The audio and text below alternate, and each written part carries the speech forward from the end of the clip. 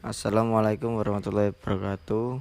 Selamat pagi teman-teman, Ibu Ida dan Pak Amir. Kami dari kelompok 12 yang beranggotakan saya Bagas Sulistyo Prabowo, kedua Muhammad Rayyan Alfarisi, ketiga Muhammad Arido, keempat Epit. Di sini kami akan mempresentasikan tentang keputusan modal investasi. Selanjutnya akan dilanjutkan oleh teman saya Rayhan. Berikut adalah jenis-jenis keputusan investasi modal.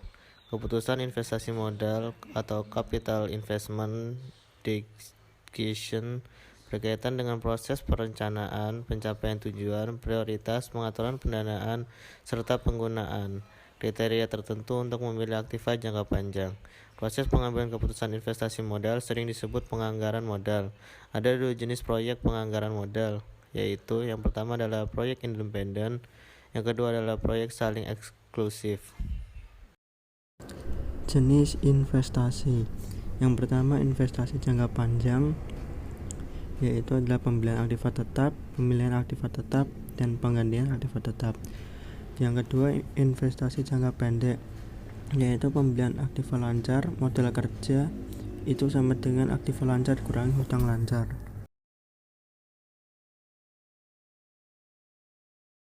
Selanjutnya adalah model non-diskonto. Model non-diskonto mengabaikan nilai waktu dari uang. Yang pertama, periode pengambilan adalah waktu yang dibutuhkan untuk perusahaan untuk memperoleh investasi awalnya kembali. Periode pengembalian sama dengan investasi awal atau arus kas tahunan. Yang kedua adalah tingkatan pengembalian akuntansi, adalah mengukur pengendalian suatu proyek dalam kerangka laba, bukan dari arus kas proyek. Tingkat pengembalian akuntansi dihitung dengan menggunakan rumus berikut. Tingkat pengembalian sama dengan laba rata-rata atau investasi awal atau investasi rata-rata. Selanjutnya, model diskonto. Metode nilai sekarang bersih NPV. Mempertimbangkan secara eksplisit, model diskonto mempertimbangkan nilai waktu dari uang sehingga memasukkan konsep diskonto arus kas masuk dan arus kas keluar.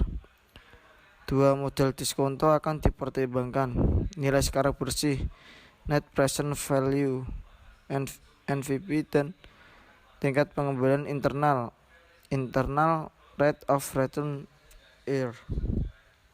Selanjutnya, tingkat pengembalian internal. Tingkat pengembalian internal rate of return adalah suku bunga yang mengatur nilai sekarang dari arus kas masuk proyek sama dengan nilai sekarang dari biaya proyek tersebut. Dengan kata lain, IRR adalah suku bunga yang mengatur NPV proyek sama dengan 0.